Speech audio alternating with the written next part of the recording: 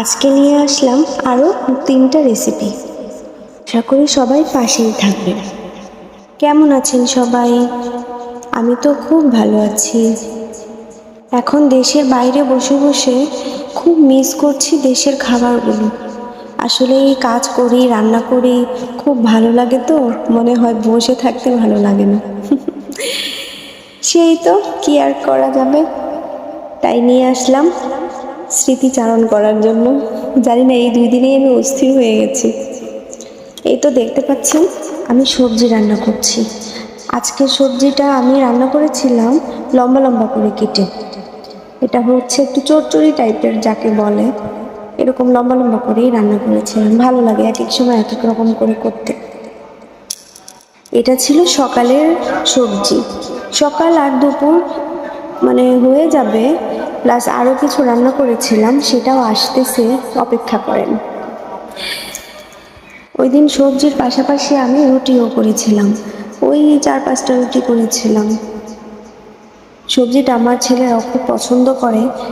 এখানে কিছু কিছু সবজি আছে, যেমন গাজর, আলু, ফুলকপি, বেগুন, পটল, তারপর হচ্ছে হালকা শিম ছিল।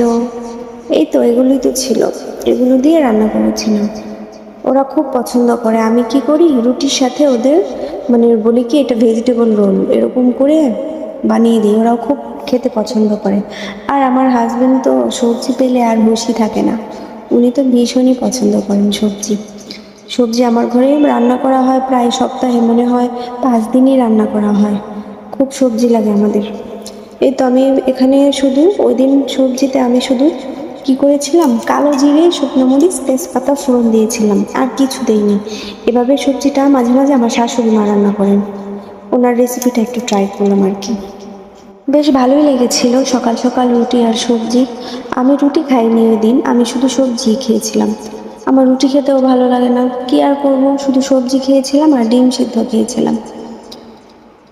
এই তো তারপর আমি কিছু রুটি করে নিলাম।